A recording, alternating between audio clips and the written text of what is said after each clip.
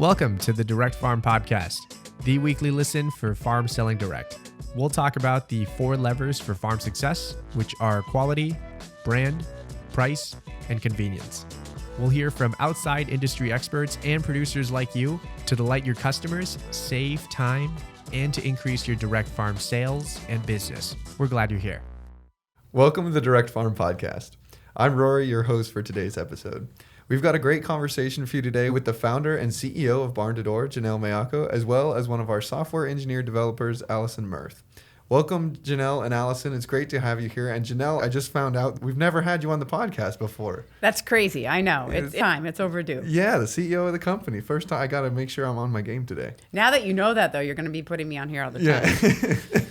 Well, today we're focusing in on the topic of subscriptions. We've got some exciting news around subscriptions for farmers with the Barn2Door platform. But to start out, what are subscriptions and how do they benefit farmers? I think everybody out there knows what a subscription is. And we all subscribe to most things, whether it's through Amazon or on Netflix or Spotify, etc. Subscriptions for farmers are really an important, exciting thing. And I have to say it's been really a labor of love in terms of our software development for farmers to be able to offer subscription to their buyers. So when a farm has an online store and one of their local buyers will go on there and be able to subscribe to items, that means they're signing up once, paying with a credit card once, and then that is the gift that keeps on giving. It shows up every week or every month, whatever the farmer chooses to provide in terms of the frequency. But it's great for buyers. We're all used to it. And so building that for farmers has just been critical in terms of their ability to offer that in their e-commerce store. And as you mentioned, it has been a labor of love at Barn2Door. It's certainly been something that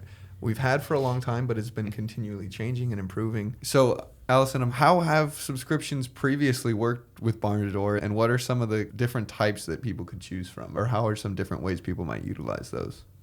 Yeah, so subscriptions were originally designed and implemented on Barn2Door with seasonality in mind. So you can think of like a summer CSA, community-supported agriculture, where you might, for 12 weeks, get a different box of veggies every week just for the summertime when that produce is in season, and that would be the end of it, and then maybe you'd sign up again for the next year. So there were a couple different ways to pay for that. You could have your customers pay up front the whole 12 weeks off the bat, or have your customers charged every week for the length of that subscription. How have Barn2Door subscriptions been unique from other software solutions? Because there are other people out there that offer a way to sell online or even offer subscriptions. How is Barn2Door's unique? I would say the seasonality is absolutely checkbox number one in terms of it being unique from a time-based perspective. Another unique feature or part of how subscriptions can work for farmers on Barn2Door is there are many times when farmers want to offer the ability for their buyers to pay up front. And so if there is a 20-week subscription or a 10-week subscription, whether that's to vegetables every week or beef boxes or bundle boxes once a month, they might want to say, hey, you have an option to pay a year in advance or pay all of those 20 weeks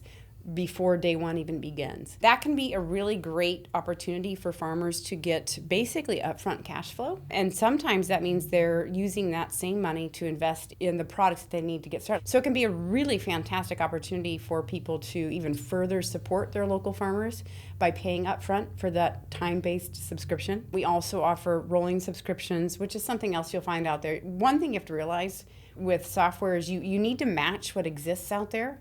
So having subscriptions that you can just sign up for any time and just start subscribing, people are used to that exercise when they're shopping online. And so when we're building for farmers, we want to match what buyers' expectations are with regard to subscriptions. And so that's what we're developing now increasingly, which is not only do you cover the unique instances that farmers have in terms of upfront or time-based subscriptions or seasonal, like berries might be only 4 weeks and, proteins might be all year and microgreens might be every 5 or 6 weeks. And so that's all built in and really exciting, but you also need to provide the standard procedure, if you will, out there in the wild in terms of e-commerce, because you and I are used to that. And so we're going to go towards that any chance that we get. Rolling subscriptions, forever subscriptions that just don't even have an end. Those are pretty normal use cases out there too. So you have to build for both, right? That's the fun part of being able to focus on an entire industry or entire group of folks, farmers in our case, who we can build specifically to their needs and help them win. Definitely. A really cool differentiator about Barn2Door is that subscriptions are built in. This is something that some other platforms you have to pay additional for, or other platforms you might lose a percentage of what you make on subscriptions to be able to use a subscriptions feature. Obviously, we're always working on this product to make it better for farmers. So Allison, what were the questions or requests from farmers that led to the existing changes that have already taken place with subscriptions? So probably one of the bigger changes that came as the product evolved and people told us, what they were looking for was the late enrollment feature. So maybe you have that summer CSA that starts at the beginning of June and goes through September, but farmers wanted a way for buyers to sign up, starting in July, get sort of a late start to it. So that was a pretty big release and a help to the farmers who still had produce to sell and didn't want to be limited by when their buyers could sign up. Yeah, definitely. Just kind of removes the pressure of having a deadline for the farmer and for the customer as well. So ongoing subscriptions, this is kind of the big thing on our doorstep now that we're pushing out. Janelle, what is ongoing subscriptions and how is it unique from other subscriptions that our farmers can already use in the platform?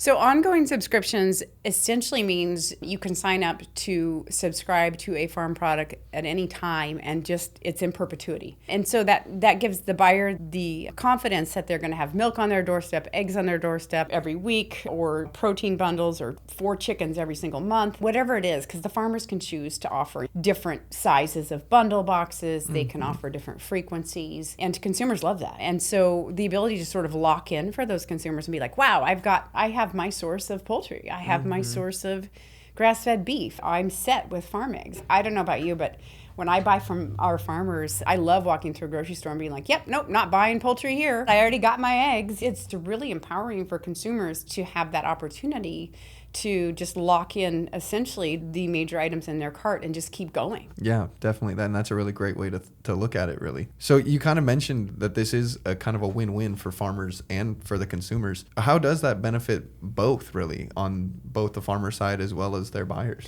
Yeah, I mean, clearly the buyers love it. We just get great food all the time, which is just amazing. And the feel good of supporting local food, because there's a lot of consumers out there who are particularly passionate about the food system and what that looks like in the future, and not necessarily having it be about distribution in big box stores and a lot of storage and a lot of fuel, frankly. And so when people are empowered and it's easy for them to support local in a persistent manner, that's a big deal. And let's not forget, it all tastes better too. And so there's so many benefits clearly on the buyer side, from nutrition all the way to the food system to the farmer. And then on the farmer side, I think this is one of my favorite things about being part of Barn2Door and helping build this company, is that when we do subscriptions well and people subscribe to farmers have recurring sales. And so month over month, week over week, they already know that they have X number of dollars in the bank. And it's recurring sales that essentially equals a sustainable business. Like, we have some farmers who 70% before they go into the next month or the next week is already sold. That just means you get to sleep better at night. And that's the goal, right? The goal is for all these farmers to be wildly successful and lock in those sales and then decide how big they do or don't want their farm to be. In many capacities, that gives farmers the opportunity to grow bigger. So being able to lock somebody in for the entire year, and like you said, in perpetuity, being able to know that those sales are coming with ongoing subscriptions is really exciting.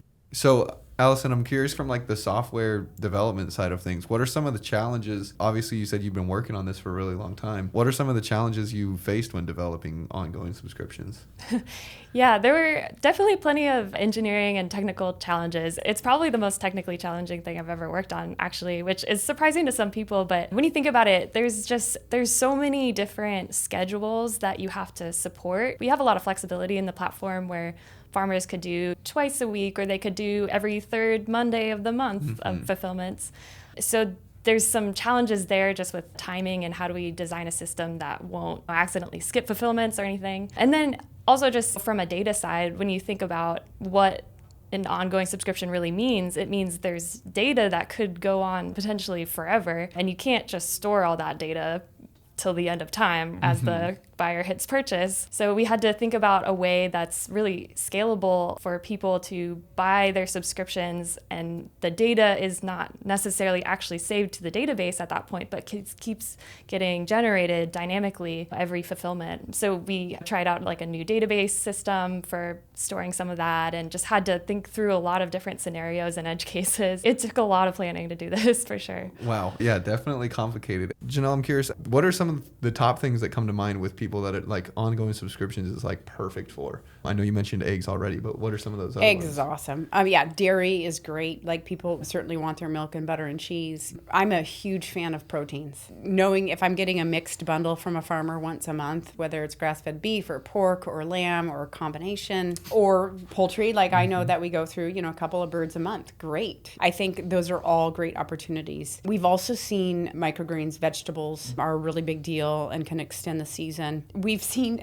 people do berry subscriptions. I subscribed to a 5-week berry subscription this summer, and it was mixed berries. So it literally started with strawberries, and now I'm in a mixed version, mixed blackberries and raspberries and whatnot. So that's really great. So I think there's a lot of opportunities. Some of those might just be a cadence thing. I think our account managers would speak to this, but would recommend when they're on the phones with farmers all day, every day, they would say, hey, let's think about what the products are that you have, and then what's the frequency of your buyers' consumption. And then you need to consider, and I know they say this all day long when they're chatting with farmers and giving them some great ideas, think of the 1-person household, the 4-person household. So you have to think about the different sizes that you are selling to, and then provide them 3 different size options, and then put a frequency in place, right? Yeah, definitely. It's kind of wild how applicable that is to so many different farm types, and so many different farms could utilize this really successfully. I think even like kind of a niche case, but one that comes to mind is we've had freight farmers on the podcast before who are farming in a climate-controlled shipping container, and they can grow produce and microgreens all year round. So definitely somebody that could really benefit from an ongoing subscription.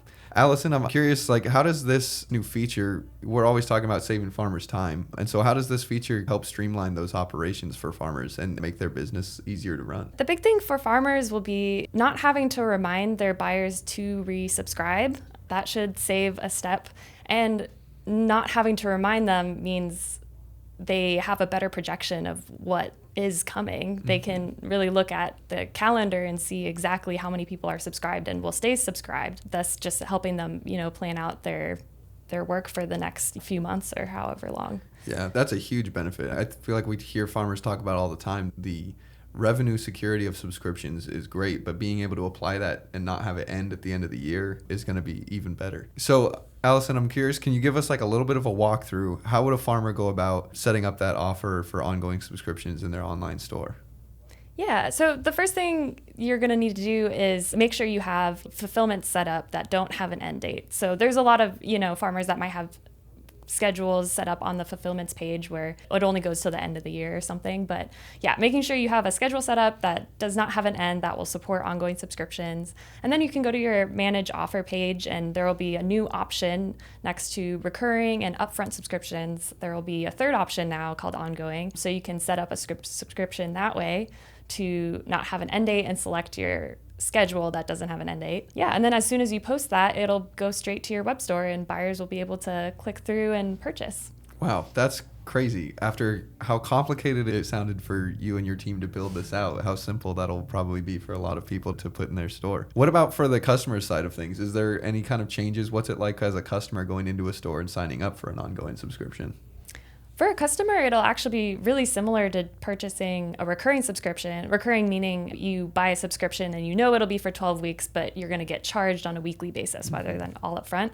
This will look extremely similar. It'll just not have an end date. So they'll see exactly how much they'll be charged every fulfillment. You just go through the checkout and hit purchase, and then it's all out of your hands. You don't have to worry about it. Wow. And then I know you mentioned too that there is a way out if somebody decides to end that subscription, or if the farmer decides not to still offer that subscription. What's that process like? Is it pretty easy for a consumer or the farmer to cancel that? Yeah, totally. That functionality also existed already for recurring subscriptions, both sellers and buyers being able to skip just an individual one whenever they need to for whatever reason, but also the ability to cancel the entire thing will definitely still be available. Well, this is the Direct Farm Podcast. We always love to bring things back to the 4 levers of farm success. Janelle, how does ongoing subscriptions play into those 4 levers? Honestly, well, I mean, we can go through each one. So brand is great. Subscriptions are brilliant for branding because the whole notion behind branding is visibility and connection to your brand. So that means that you, Rory, if you're going to love a farmer, you want to see the brand, you want to see the logo, you want a newsletter, you want to be consuming their product, a regular enough basis for it to be recognized and beloved. And subscriptions just like almost automate that. Yeah. So I think the brand engagement almost is built in as an exercise when you're doing subscriptions. So it's really fantastic. Yeah. And then obviously the quality, I feel like, is just built in. Farmers provide that. Yeah. And then convenience, I think, is the really big one. Yeah, I think we're just a click and forget it culture. We're consumers, for better or for worse. But people also care what they're consuming. And that's the good part, right? To your point, they're looking for that quality. They really do care, but they also care a lot about convenience and what's easy and what's not work for them. And so what that means is if I can just say, here's my saved credit card on file, charge me every week, I don't even want to think about it. You know, I just get a notification that my grass-fed beef's on my door or my bacon just got deposited in my cooler on my front porch. Like, it's just a delightful moment. You're getting your quality. I didn't have to do any work. I'm loving the farmer. I'm feeling good about the nutrition that's being consumed by myself and my family. So it's just a win-win all around. Definitely. And then that final lever of price, subscriptions kind of uniquely play into that. What are some of the ways that farmers can still leverage that lever? Yeah, the fun part is incentivize those buyers to get on board with subscription. Give them a promo out of the gate. Whether you want to give them a discount to pay up front, whether it's just a promo to subscribe, like, it's worth the nudge to get somebody to subscribe because then they're subscribing. Whether it's in perpetuity or whether it's for 10 or 20 weeks, it's worth that coupon hit at the beginning because when you have recurring automated purchasing, that's just the gift that keeps on giving. I guess just as a final question for you, Allison, how are ongoing subscriptions going to be a game changer for farmers in terms of driving that revenue? And we've talked about saving them time. Yeah, I think just like I said previously, not having to think about where their next purchase is going to come in, being able to forecast exactly how much they're going to make and how much product they need to provide. It should just be a huge source of clarity and revenue driving and convenience and all that good stuff. Awesome. Well, Janelle and Allison, thank you so much for joining me on the podcast today. Always a pleasure. Love being here and working on how we can make farmers have the recurring sales and really delight their buyers and then just have their businesses just be wildly successful. I want to extend my thanks to both Janelle and Allison for joining us on this week's podcast episode. Here at Barn2Door, we're humbled to support thousands of farms across the country who implement sustainable agricultural practices and support their local communities.